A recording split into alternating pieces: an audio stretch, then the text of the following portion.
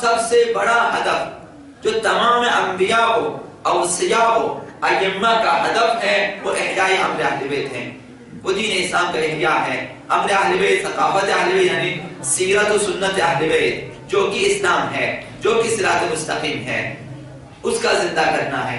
ہدف ہمارا یہی ہونا چاہیے۔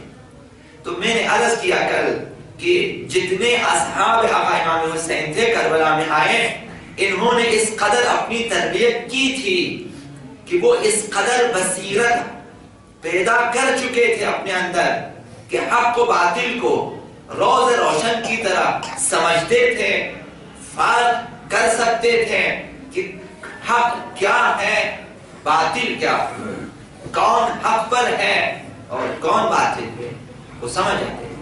یہ ایک ہدف ہے، یہ مطلوب اہل بیت، مطلوب اسلام اور مطلوب پروردگار خداوند چاہتا ہے، اسلام چاہتا ہے، اہل بیت چاہتے ہیں کہ آپ بابصیرت ہو جائیں، حق و باطل میں آپ تمیز کر سکیں۔ یہ ہدف ہے۔ اس ہدف کے لیے عزاداری مؤثر ہے۔ ہم اپنی عزاداری میں ایسی تبدیلی لے کر آ جائیں، مثبت تبدیلی کی، یہاں آنے والے ایسے افراد جو عزاداری میں شریک ہوتے ہیں، جو اعتقاد کے ساتھ آ جاتے ہیں، عقیدے کے ساتھ، ان کی بصیرت میں اضافہ ہو جائے اور یہ آگے جا کر اپنی بصیرت کو اور بڑھا دیں۔ انہیں جو ہے مکتب اہل بیت اور متون اہل بیت، کتب اہل بیت، ان کی طرف انہیں متوجہ کر دیں،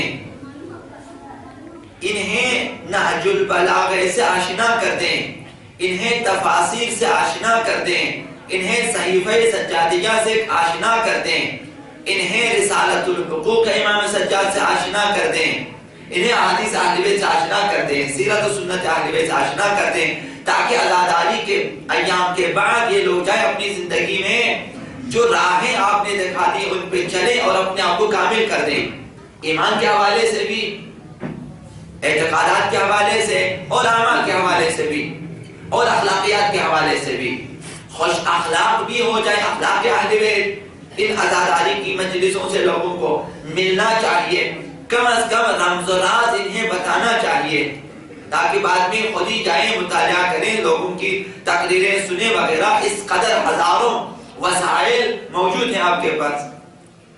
عزاداری کے اہداف میں سے یہ آقا عبداللہ حسین کے ساتھ آنے والے اصحاب میں یہ بصیرت تھی، اس بصیرت کی وجہ سے اور اس ایمان و اعتقاد کی وجہ سے اس قابل ہوئے کہ وہ آقا عبداللہ حسین کے مورد نظر قرار پائے، قبول کیا آقا عبداللہ حسین نے انہیں اپنے قافلے میں۔ ہر کسی کو آقا عبداللہ حسین قبول نہیں کرتے، نہ ہر کسی کو یہ قسمت ہوتی ہے کہ وہ کربلا آ سکیں، کربلائی بن سکیں۔ بصیرت چاہیے، اور اصحاب آقا امام زمان میں بھی یہی خصوصیت ہے جو آج تک ہم منتظر ہیں کہ آقا ظہور فرمائیں۔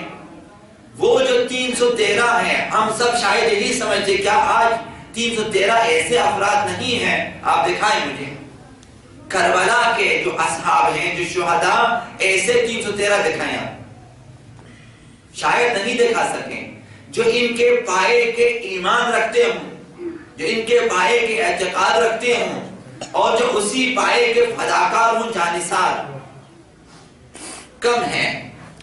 ممکن ہے کہ جنگ میں جانے والے ہزاروں افراد ملیں گے لڑنے والے، کربلا صرف لڑنے کا نام نہیں ہے، کربلا صرف لڑنے کا نام نہیں ہے۔ لڑنا ہوتا تو آقا عبداللہ حسین جنگ کا نقشہ اور طرح کا نقشہ بنا لیتے۔ وہاں اہداف منظور نظر ہیں، نہ سامنے کے لشکر کو شکست دینا، یہ مہم نہیں ہے۔ وہاں ایک خاص بصیرت چاہیے۔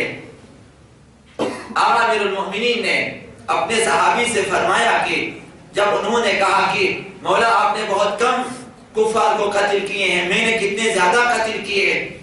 فرمایا کہ تو جو سامنے آتا ہے قتل کرتا، میں 7 پشتوں تک دیکھ لیتا ہوں، اگر کسی مسلمان نے پیدا ہونا ہے میں اسے چھوڑ دیتا ہوں، لہذا تو زیادہ قتل کرتا ہے.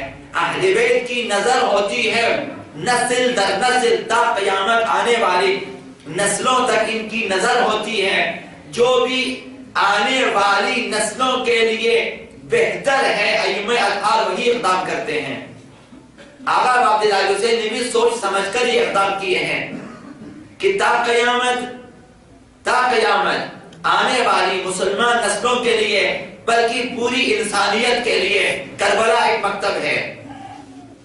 کربلا کو آئیں، پڑھیں، سمجھیں اور عمل کریں. کربلا میں صرف مسلمانوں کے لیے پیغام نہیں ہے، کفار کے لیے بھی ہیں، ظالموں کے لیے بھی ہیں.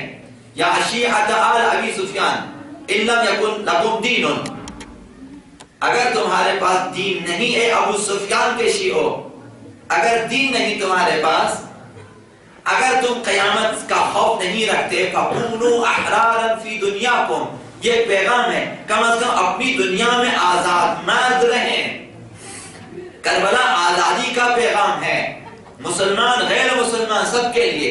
آقا عبداللہ حسین ایسا مکتب ایجاد کیا ہے کہ جہاں ہر انسانیت والے، جوہر انسانیت رکھنے والے، آزادی خواہ تمام افراد مکتب کربلا سے سبق لے کر اپنے آپ کو ہر ظالم و جابر طاقت سے، ہر ظالم و جابر بادشاہ کی سلطنت جو ہے غلامی سے آزادی دلا سکتی ہے. کربلا ایسی چیز ہے.